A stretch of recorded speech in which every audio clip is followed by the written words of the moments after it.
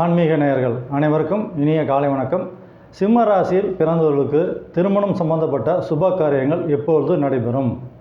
சிம்ம ராசினா அதில் உள்ள நட்சத்திரங்கள் மகம், பூரம், உத்தராடம் நட்சத்திரம். இந்த நட்சத்திரத்தில் பிறந்தவர்களுக்கும் மேலும் சிம்ம ராசியில் பிறந்தவர்களுக்கும் திருமணம் சம்பந்தப்பட்ட சுப காரியங்கள் உங்கள் வாழ்க்கையில் உங்களுக்கு எப்பொழுது நடைபெறும்?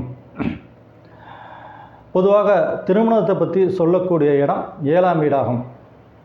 7ஆம் இடமும் 7ஆம் வீட்டு அதிபதியும் நல்ல நிலைமையில் இருந்தால் தான் ஜாதகருக்கு திருமணம் நடைபெறும். ஆகவே 7ஆம் இடமும் 7ஆம் வீட்டு அதிபதியும் நீங்கள் பிறக்கும்போது நல்ல நிலைமையில் இருக்க வேண்டும். அப்பொழுது தான் உங்களுக்கு திருமணம் உறுதியாக நடைபெறும். சரி, 7ஆம் வீடும் 7ஆம் வீட்டு அதிபதியும் மட்டும் நல்லபடியாக இருந்தால் பத்தாது.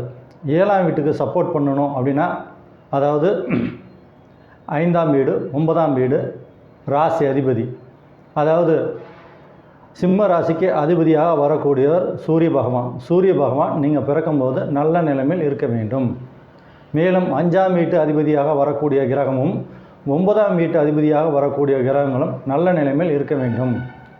ஒருவருடைய திருமணமும் திருமண வாழ்க்கையும் நல்லபடியாக இருக்கணும்னா லக்னாதிபதி, 5ஆம் வீட்டு அதிபதி, 9ஆம் வீட்டு அதிபதி, 7ஆம் வீட்டு அதிபதி இந்த கிரகங்களாம் நல்ல விதமாக இருந்து, மேலும் லக்னாதிபதி, 5ஆம் வீட்டு அதிபதி, 9ஆம் வீட்டு அதிபதி, 7ஆம் வீட்டு அதிபதி இந்த கிரகங்களோட தசா புத்தி அந்தரங்கம் உங்களுக்கு எப்போ எந்த வயசில் வருதோ அப்போது உங்களுக்கு திருமணம் சம்பந்தப்பட்ட சுப காரியங்களை இந்த கிரகங்கள் நடத்தி வைப்பார்கள். ஆகவே லக்னாதிபதி, 5ஆம் வீட்டு அதிபதி, 9ஆம் வீட்டு அதிபதி, 7ஆம் வீட்டு அதிபதி நல்ல நிலைமையில் இருக்கிறது ரொம்ப ரொம்ப முக்கியம். இப்போ நான் சொல்லக்கூடிய பலன் பார்த்திங்கன்னா ஆண் பெண் இருபாலருக்கும் பொருந்தும். பொதுவாக கிரகங்கள் நல்ல வலிமையான நிலைமையில் இருந்துச்சுனாக்கா இளமையிலேயே திருமணம் நடைபெறும் சிம்மராசிக்காரர்களுக்கு. நன்றி.